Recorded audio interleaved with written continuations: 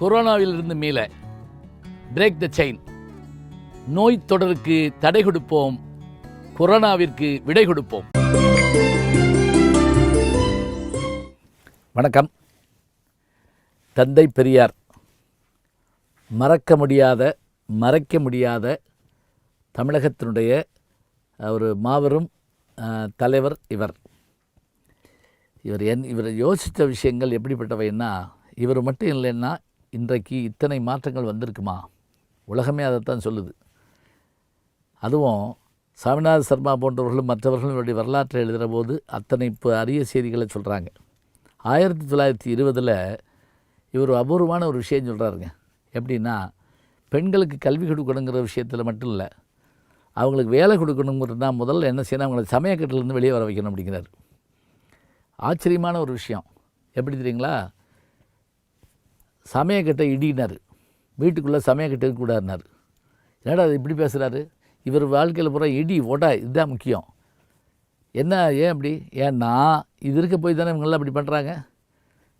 அப்போ சாப்பாடு எங்கே இருந்தோம்? ஊருக்கு நடுவில் ஒரு இப்போ சமுதாய கூடம் ஏற்படுத்து, அங்கே அந்த ஊருக்கே சமைச்சிரு, இல்லாட்டி தெருவில் ஒரு சமுதாய கூடத்தை ஏற்படுத்து, அங்கே எல்லா வீட்டுக்கும் சமையல் பண்ணு, எல்லா வீட்டுக்கும் சாப்பாடு கொடுத்து விட்ரு. அவனுக்கு வேலை கிடைக்கும். இவங்க என்ன செய்வாங்க? இவங்க படிப்பாங்க, இவங்க வேலைக்கு போவாங்க. இன்றைக்கி அதுதான் நடந்துகிட்டு இருக்குது சென்னையில் பல வீடுகளில். என் கூட ஒருத்தவங்க சினிமாவில் ஆக்ட் பண்ணவங்க சொன்னாங்க, நான் எங்கள் வீட்டில் சமைக்கிறது இல்லைங்க, அவர் வேலைக்கு போயிடுவார், நான் நடிக்க வந்துடுவேன், என் பிள்ளைங்க படிக்க போயிடுவாங்க. அதனால் பக்கத்தில் ஒரு இடத்துல சொல்லியிருக்கான், யாருக்கு என்ன வேணுங்கிறத ஃபோன் பண்ணி சொன்னால் சப்பாத்தி கொண்டு கொடுத்துட்டு போயிடுவாங்க. சாப்பாடு வேணும், 3 பேருக்கு வேணும், 2 பேருக்கு வேணும்னா கொடுத்துட்டு போயிடுவாங்க. நான் சமயக்கட்டு பக்கமே போக மாட்டேன். பார்த்தீங்களா? இவங்க சொன்னவங்க கூட இந்த பெரியாருடைய கொள்கைங்கிறது அவங்களுக்கு தெரியாது. அடுத்து பெண்களை பார்த்துன்னு சொன்னார், முதல்ல எல்லோரும் கிராப் வெட்டிங்க அப்படின்னாரு. என்னென்னா, பாதி நேரம் உங்களுக்கு தலை சீவரிலையும் பேன் எடுக்கிறதுலையுமே சரியாக போகுது, அதனால் நீங்கள் கிராப் வெட்டிங்கன்னார். இவர் சொன்ன விஷயத்தை எல்லோரும் என்னன்னா, இது கோபமாக சொல்கிறாரு, இப்படி சொல்கிறாரு, அப்படி சொல்கிறாருன்னு. அதுக்கு மேலே ஒன்று சொன்னாருங்க, போர்க்களத்தில் இறந்த வீரர்களுடைய எண்ணிக்கையை காட்டிலும் பிரசவத்தில் இருந்து போகிற பெண்களுடைய எண்ணிக்கை அதிகமாக இருக்கிறது. ஆகவே பெண்களுக்கு குழந்தைகள் பெற்ற பிறகு கருத்தடை செய்ய வேண்டும். இந்த வார்த்தையை 1920-38 சொல்கிறாருங்க. 28-30 சொல்ல ஆரம்பிக்கிறாருங்க. காதலுக்கு வழி வைத்து கருப்பாதை சாத்த கதவொன்று கண்டறிவோம், இதில் என்ன குற்றம்? சாவதற்கோ பிள்ளை, தவிப்பதற்கோ பிள்ளை, சந்தான முறை நன்று தவிர்க்கும் முறை தீதோ? பாரதிதாசன் கேட்குறாரு. பிள்ளையை தத்தெடுக்கலாம்னு சொல்கிற, அப்புறம் என்ன கர்ப்பத்தட்டை பண்ணக்கூடாதுன்னு எப்படி சொல்ல போச்சு? இப்படியான விஷயத்த சொல்கிறார். இன்னொன்று சொன்னாருங்க, இந்த இறந்தப்போ நம்ம நெருப்பு சட்டியை கொண்டுட்டு போயிட்டுருப்போம், முக்காலை கொட்டினில் மூடித்தீ கொண்டொழிவர் செத்தாரை சாவார் சுமந்துபார் நாலடியாரில்.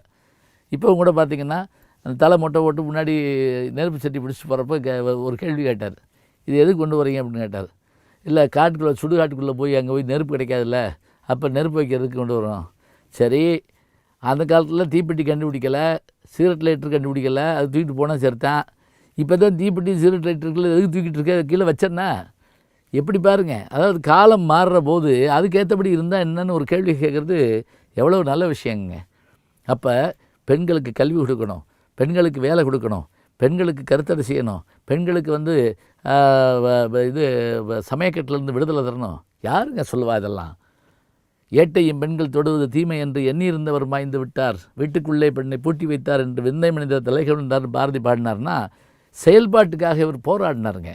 வைக்கத்தில் போய் வீதிக்குள்ளே போகக்கூடாதுன்னு சொன்ன ஒடுக்கப்பட்ட மக்களுக்காக வைக்கத்தில் போய் கேரளாவில் போராடினார், தமிழ்நாட்டில் போராடினார். ஒடுக்கப்பட்ட மக்கள் எல்லா மனுஷனும் ஒன்று தானடா. மேடைகளில் அவர் பேசுகிறப்ப கேள்வி பதில் பார்த்திங்கன்னா அவ்வளோ தூள் பறக்கும். அந்த கேள்வி பதிலுக்கெல்லாம் கொஞ்சம் கூட அஞ்சாமல் பதில் சொல்லுவார். ஒரு தடவை ஒரு மேலே செருப்பு கொண்டு எரிஞ்சு விட்டாங்க. அப்புறம் என்ன பண்ணார் தெரியுமா? கூட்டம் முடிஞ்ச பிறகு இன்னொரு செருப்பு இருக்கான்னு பாரு. ஏன்னா அவன் ஒத்த செருப்பு போட்டு போயிருக்க முடியாது, நமக்கு பயன்படும்ல, விடு, எடுத்து வையே. பெரிய பணக்காரருங்க, எல்லா சொத்தும் இருக்குது. இவர் எதுக்கு வந்திருக்காரு? நல்ல விஷயத்தை நான் செய்யணும், அது செய்கிறதுக்காக தான் வந்துட்டேன். அதெல்லாம் அழகாக சொன்னார். எப்படி அப்படின்னா, பாரதிதாசன் இவரை பற்றி சொல்கிற போது, தொண்டு செய்து பழுத்த பழம் தூய தாடி மார்பில் விழும், அவன் மண்டை சுரப்பை உலகம் தொழும், மணக்குகையில் சிறுத்தை எழும் அப்படின்னார். இதுதான் பாரதிதாசனுடைய உருவத்தை. பாரதிதாசன் பெரியாரை பற்றிய உருவத்தை அப்படியே நமக்கு தந்தது. பெரியாருடைய உருவத்தை அப்படியே சொன்னவரை இவர் தான். இத்தனை செய்திகள். பிறகு என்ன பண்ணார் தெரியுங்களா? காங்கிரஸில் போய் காமராஜுக்கு ஓட்டு கேட்டாருங்க.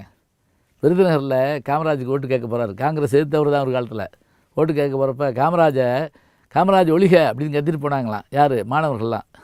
உட்காந்துருந்த பெரியார் கூப்பிட்டார், இங்கே வா, ஒழிகன்னு கத்திரியே, நீ என்ன படிக்கிற? நான் வந்து காலேஜ், நான் 8வது 10வது. உங்கள் அப்பா படம் கட்டினா பள்ளிக்கூடம் கட்டல, நீ படிச்சிருக்க மாட்டேன், அவரை ஒழிகன்னு சொல்லாத போ அப்படின்னாராம். கோபம் அப்படி வரும். அதே மாதிரி சிக்கனத்தில் அப்படி சிக்கனமாக இருப்பார். ஒரு வீட்டுக்கு போயிருக்காங்க, சாப்பாடு வச்ச உடனே எல்லாம் முடிச்சுட்டு இந்த கை சுத்து முறுக்கு கொடுத்தாங்களாம். வாங்கி சாப்பிட்டுட்டு அப்புறம் டீ குடிச்சிட்டு வந்துட்டார். யார் வீட்டில் கூப்பிட்டாலும் சாப்பிட்ருவார். அப்போ அந்த கூட வந்து சொன்னாராம், ஐயா கை சுத்து முறுக்கு வீட்டில் செஞ்சு எவ்வளோ நல்லா இருக்குது பார்த்தீங்களா அப்படின்னு. வீட்டில் செய்யலை, அவர் பாவம் ஏழை, எங்கேயோ கடையில் போய் வாங்கிட்டு வந்திருக்காருன்னு. எப்படியா சொல்கிறீங்க?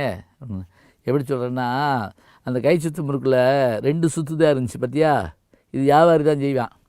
3 சுற்று இருந்தால் தான் வீட்டில் செஞ்சதுன்னு அர்த்தம். பிள்ளைய நல்லா திங்கிட்டு வயிறார திங்கிட்டுன்னு வீட்டில் செய்கிறது 3 சுற்று இருக்கும். எவ்வளோ நுட்பமான அறிவு பாருங்க.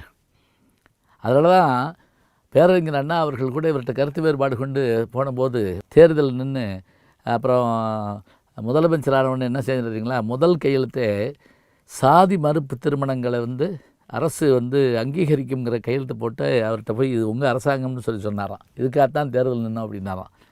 எவ்வளோ ஒரு பெரிய ஆச்சரியமான விஷயம் பாருங்க. அப்போ தந்தை பெரியார் அப்படின்னு சொன்ன உடனே நாம் வந்து அவர் கடவுள் மறுப்புக்கிற கொள்கையை சொன்னார், அப்படி சொன்னார், இப்படி சொன்னார், அப்படி இல்லைங்க. மனிதர்கள் சமமானவர்கள்.